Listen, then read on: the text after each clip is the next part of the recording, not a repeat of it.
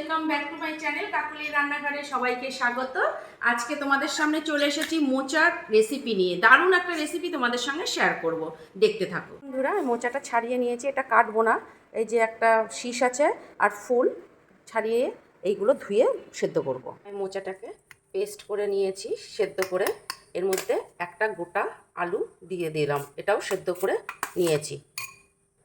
এর মধ্যে দুটো কাঁচা লঙ্কা কুচি আর আদা কুচি দিয়ে দিলাম। এই মোচার মধ্যে কাশ্মীরি লঙ্কার গুঁড়ো, হলুদের গুঁড়ো, জিরের গুঁড়ো, ধনের গুঁড়ো আর লবণের পরিবর্তে আমি বিট নুন দিচ্ছি। সব একসঙ্গে এগুলো আমি ঢেলে দেবো। আমি এগুলো খুব সুন্দর করে মাখিয়ে নেব। আমি এই মোচার তোমাদের বলিনি, আমি মোচার চপ বানাবো। একদম ঘরে যা যা আছে সেই দিয়ে, এক্সট্রা কিচ্ছু বেশি আমি দেব না। এর মধ্যে এটা ভালো করে মাখিয়ে নিলাম। আমি কড়াইতে তেল দিলাম, সামান্য তেল দেবো, তেল দিলে হাতে লেগে যাবে, সেজন্য অল্প তেল দিয়ে আমি এটা ভালো করে কষিয়ে নেব। আমি তেলের মধ্যে একটু গোটা জিরে দিলাম, হাফ তেজপাতা দিলাম। এত সুন্দরভাবে আমি সবার জন্য কথা ভেবে আমি এই মোচার চপটা তৈরি করছি। অনেকে এর মধ্যে নারকেল কুচি দিতে পারো, বাদাম দিতে পারো। আমি কিন্তু সবসময় সবার কাছে সব কিছু থাকে না, সেই জন্য আমি সবার কথা ভেবে একদম নর্মাল আমি মোচার চপ তোমাদের সামনে দেখাতে চলেছি। এটা ভালো করে কষাতে হবে, কষিয়ে এর একটা ডো তৈরি করে নেব। আমি এর মধ্যে একটু চিনি দিয়ে দেবো, এর স্বাদটা দ্বিগুণ বেড়ে যাবে। এটা ভালো করে আমি বিট নুন দিয়েছি, বিট নুনের স্বাদ আলাদা রকমের। আর নুনটা তোমরা অবশ্যই বেছে দেবে, যে যেরকম খাবে সেইভাবে দেবে। এটা কিন্তু খুব সুন্দর করে কষিয়ে একদম শক্ত একটা ডো তৈরি করতে হবে। এর মধ্যে আমি দিয়ে দেবো গরম মশলার গুঁড়ো, স্বাদটা তাহলে আরও দ্বিগুণ বাড়বে।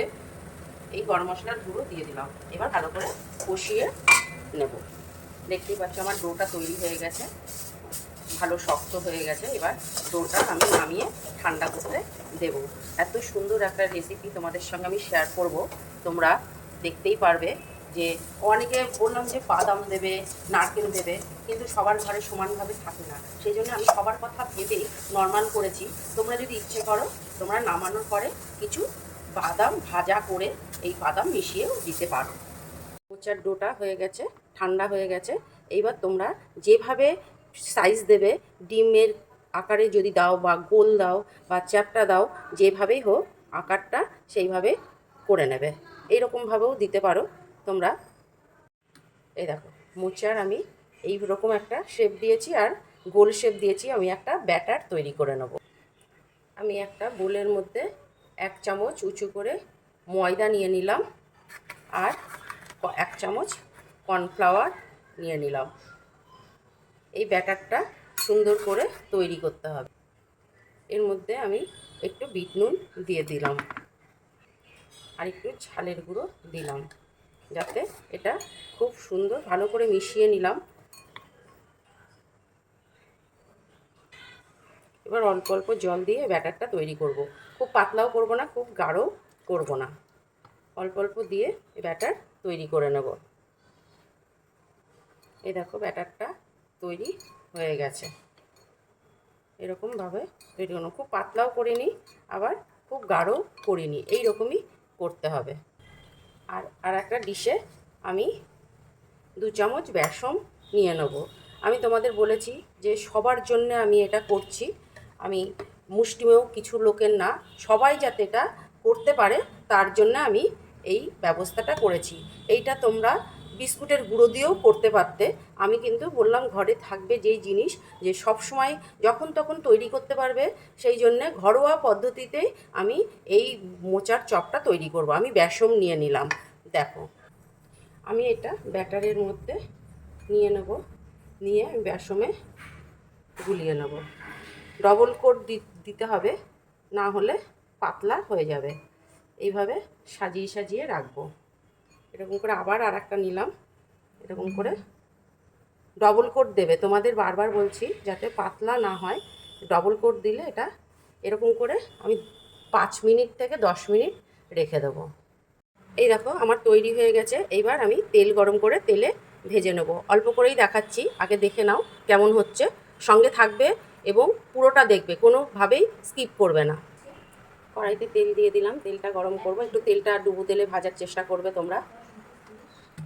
আমি বারবার বলছি যে কোটটা তৈরি করবে সেইটা মুড়ির গুঁড়ো করেও দিতে পারো, বিস্কুটের গুঁড়োও দিতে পারো। আমি ঘরে যেটা ছিল সেটা দিয়েই করেছি, মুড়িটাও আছে, আমি মুড়ি দিইনি, আমি বেসন দিয়ে কোটটা দিয়েছি।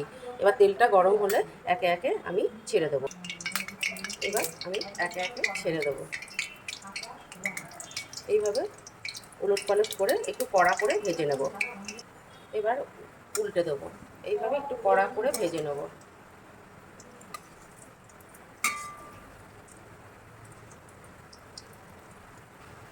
দেখো আমার ভাজা হয়ে গেছে, আমি এইটা তুলে নেব। সুন্দর কালার এসছে, আমার ভাজাটাও হয়ে গেছে। এভাবে একে একে আমি এটা তুলে নেব। এই দেখো আমার চপ তৈরি হয়ে গেছে।